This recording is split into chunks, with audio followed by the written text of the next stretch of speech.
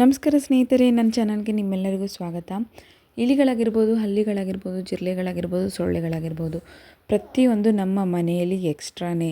ಇವುಗಳನ್ನು ನಾವು ಮನೆಯಿಂದ ಯಾವ ರೀತಿ ಓಡಿಸ್ಬೇಕು, ಹಾಗೆ ಸೊಳ್ಳೆಗಳನ್ನು ಯಾವ ರೀತಿ ಸಾಯಿಸ್ಬೋದು ಅಂತ ನಾನು ಈ ವಿಡಿಯೋದಲ್ಲಿ ತೋರಿಸ್ಕೊಡ್ತಾ ಇದ್ದೀನಿ.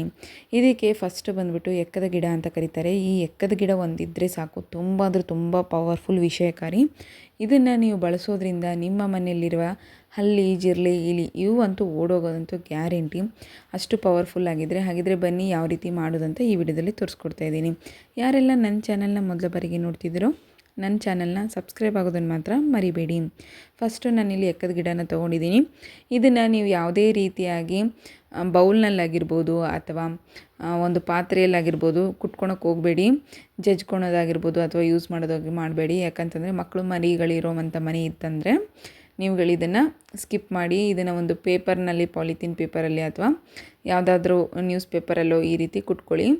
ಈ ರೀತಿ ನಾನು ಎದಕ್ಕೆ ಹೇಳ್ತಾ ಇದ್ದೀನಿ ಅಂದರೆ, ಇದು ತುಂಬ ವಿಷಯಕಾರಿ ಇರೋದ್ರಿಂದ ಇದರಲ್ಲಿರುವಂಥ ವಿಷಯ ಏನಿದೆ ಅದು ಮಕ್ಕಳಿಗೆ ಅಂಟಬಾರ್ದು ಅನ್ನೋ ರೀಸನ್ಗೆ ಹೇಳ್ತಾ ಇದ್ದೀನಿ. ಯಾಕಂದರೆ ಮಕ್ಕಳಂದರೆ ನಿಮ್ಗೆ ಗೊತ್ತಿರೋ ಹಾಗೆ ಎಲ್ಲಿ ಬೇಕಾದ್ರೆ ಕೈ ಹಾಕ್ತಾನೆ ಇರ್ತಾರೆ, ಮುಟ್ತಾ ಇರ್ತಾರೆ. ಹಾಗಾಗಿ ಇದನ್ನು ನೀವು ಒಂದು ಪ್ಲಾಸ್ಟಿಕ್ ಪೇಪರ್ನಲ್ಲಿ ಯೂಸ್ ಮಾಡ್ಕೊಂಡ್ಬಿಟ್ಟು, ಪ್ಲಾಸ್ಟಿಕ್ ಕವರ್ನಲ್ಲಿ ಯೂಸ್ ಮಾಡ್ಕೊಂಡ್ಬಿಟ್ಟು ಇದನ್ನು ಪ್ಲಾಸ್ಟಿಕ್ ಕವರ್ ಏನಿದೆ ಅದನ್ನು ಒಗೆದ್ಬಿಡಿ. ನೆಕ್ಸ್ಟ್ ಇದನ್ನು ಸಣ್ಣದಾಗಿ ಕುಟ್ಟಿ ಪುಡಿ ಮಾಡ್ಕೊಂಡಿದ್ದೀನಿ.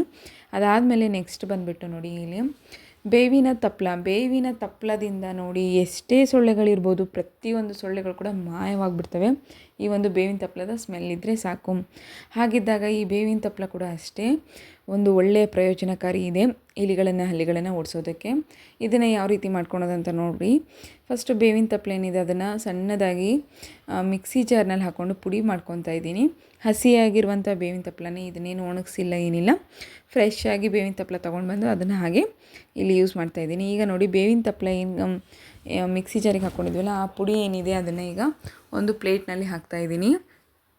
ಇದರಿಂದ ನಮ್ಮ ಮನೆಯಲ್ಲಿರುವಂತಹ ಇಲಿಗಳೇನಿದ್ದಾವೆ ಎಷ್ಟೇ ಇದ್ದರೂ ಕೂಡ ಅಷ್ಟೇ ಈ ಒಂದು ಪವರ್ಫುಲ್ ಇಂಗ್ರೀಡಿಯೆಂಟಿಂದ ಇಲಿಗಳು ಮನೆಯಿಂದ ಓಡೋಗ್ತವೆ. ಅದಾದಮೇಲೆ ನಾನಿಲ್ಲಿ ಎಕ್ಕದ ಗಿಡದ ಒಂದೆರಡು ಎಲೆಗಳನ್ನು ಇದರಲ್ಲಿ ಹಾಕಿದ್ದೀನಿ. ಅದಾದಮೇಲೆ ಇದಕ್ಕೆ ನಾನೀಗ ಕಡಲೆ ಹಿಟ್ಟನ್ನ ಬೆರೆಸ್ತಾ ಇದ್ದೀನಿ. ನೀವು ಬೇಕಾದ್ರೆ ಕಡಲೆ ಹಿಟ್ಟು ಪ್ಲೇಸ್ನಲ್ಲಿ ಗೋಧಿ ಹಿಟ್ಟು ಅಥವಾ ಮೈದಾ ಹಿಟ್ಟನ್ನು ಕೂಡ ಆ್ಯಡ್ ಮಾಡ್ಕೋಬೋದು. ಅದಾದ ತಕ್ಷಣ ಇಲ್ಲಿ ಸ್ವಲ್ಪ ಅರಿಶಿಣವನ್ನು ಹಾಕ್ಕೊತಾ ಇದ್ದೀನಿ. ಇದರಲ್ಲಿ ಇನ್ನೂ ಪವರ್ ಆಗಿರಬೇಕು ಅಂತಂದರೆ ನಾನು ಲೈಝಾಲ್ನ ಆ್ಯಡ್ ಮಾಡ್ತಾಯಿದ್ದೀನಿ. ಲೈಝಾಲ್ನ ಆ್ಯಡ್ ಮಾಡೋದಕ್ಕೆ ರೀಸನ್ ಏನಪ್ಪ ಅಂತಂದರೆ, ನಾವು ಹಾಕಿರುವಂತಹ ಎಕ್ಕದ ಗಿಡಕ್ಕೆ ಹಾಗೆ ಮತ್ತು ಬೇವಿನ ತಪ್ಪಲದ ಗಿಡದ ಒಂದು ಸ್ಮೆಲ್ ಏನಿದೆ ಅದು ಸ್ಮೆಲ್ ಬರಬಾರ್ದು. ಹಾಗಾಗಿ ನಾನು ಇದರಲ್ಲಿ ಲೈಝಾಲ್ನ ಆ್ಯಡ್ ಮಾಡ್ತಾಯಿದ್ದೀನಿ. ಕಡಲೆ ಹಿಟ್ಟನ್ನ ಆ್ಯಡ್ ಮಾಡಿರೋದಂತೂ ಎಲ್ಲರಿಗೂ ಗೊತ್ತಿರೋ ಹಾಗೆ ಇಲಿಗಳಿಗೆ ಪಂಚಪ್ರಾಣ ಕಡಲೆ ಹಿಟ್ಟು. ಈ ರೀತಿ ಸ್ಮೆಲ್ ಇರೋದ್ರಿಂದನೇ ಅಡುಗೆ ಆಹಾರದಿಂದ ಇಲಿಗಳು ಮನೆಗೆ ಪ್ರವೇಶಿಸ್ತವೆ. ಹಾಗಾಗಿ ನಾವು ಪ್ರವೇಶ ಮಾಡಿರುವಂಥ ಇಲಿಗಳನ್ನು ಹೊರಗಡೆ ಹಾಕೋದು ಕೂಡ ಅಡುಗೆಯಿಂದನೇ ಸಹಾಯ ಮಾಡ್ಕೋಬೇಕಾಗುತ್ತೆ. ಹಾಗಾಗಿ ನಾನು ಇಲ್ಲಿ ಇದರಲ್ಲಿ ಕಡಲೆ ಹಿಟ್ಟನ್ನ ಆ್ಯಡ್ ಮಾಡ್ತಾಯಿದ್ದೀನಿ. ಈಗ ನೋಡಿ, ಇವೆಲ್ಲವನ್ನು ಚೆನ್ನಾಗಿ ಕಲಿಸ್ಕೊತಾ ಇದ್ದೀನಿ. ಈ ರೀತಿ ನೀವು ಬೇಕಾದ್ರೆ ಗಟ್ಟಿ ಬೇಕು ಅನ್ನೋ ಹಾಗಿದ್ರೆ ಇನ್ನೂ ಸ್ವಲ್ಪ ಹಿಟ್ಟನ್ನು ಜಾಸ್ತಿ ಆ್ಯಡ್ ಮಾಡ್ಕೊಳ್ಳಿ. ಹಿಟ್ಟನ್ನು ಜಾಸ್ತಿ ಆ್ಯಡ್ ಮಾಡ್ಕೊಂಡ್ಬಿಟ್ಟು ನೀವು ಉಂಡೆ ಆಕಾರದಲ್ಲಿ ಕೂಡ ಮಾಡ್ಕೋಬೋದು. ಅಥವಾ ನೀವು ಇದೇ ರೀತಿ ಒಂದೇ ಇಲಿಗಳಿದೆ ಜಾಸ್ತಿ ಇಲ್ಲ ಅನ್ನೋ ಹಾಗಿದ್ರೆ ಈ ರೀತಿ ಮಾಡಿ, ತುಂಬ ಈಸಿಯಾಗಿ ಆಗುತ್ತೆ.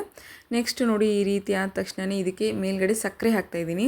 ಸಕ್ಕರೆ ಯಾಕಂತಂದರೆ ಇದರಲ್ಲಿರೋ ಎಲ್ಲ ಸ್ಮೆಲ್ಲನ್ನು ಅದು ಮುಚ್ಕೊಳ್ಳುತ್ತೆ. ಹಾಗಾಗಿ ಸಕ್ಕರೆನ ಆ್ಯಡ್ ಮಾಡ್ತಾಯಿದ್ದೀನಿ.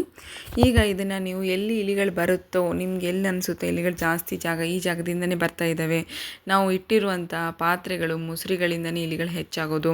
ಹಾಗಾಗಿ ನೀವು ಸ್ವಲ್ಪ ಪಾತ್ರೆಗಳಾಗಿರ್ಬೋದು ಅವನ್ನೆಲ್ಲ ಕ್ಲೀನ್ ಇಟ್ಕೊಳ್ಳಿ. ಹಾಗೆ ನಿಮ್ಮ ಮನೆ ಕಿಚನ್ ರೂಮ್ ಎಷ್ಟು ಕ್ಲೀನ್ ಇರುತ್ತೋ ಅಷ್ಟು ನೀಟ್ ಇರುತ್ತೆ. ಹಾಗೆ ಬಾಗಿಲದಿಂದ ಇಲಿಗಳೆಲ್ಲ ಬರ್ತಾ ಇದ್ದಾವೆ ಅಂದರೆ ಆ ಜಾಗದಲ್ಲಿ ಇದನ್ನು ಇಟ್ಕೊಳೋದ್ರಿಂದ ನಿಮ್ಮ ಮನೆಯಲ್ಲಿರುವ ಇಲಿಗಳೇನಿದೆ ಕಮ್ಮಿ ಆಗುತ್ತೆ.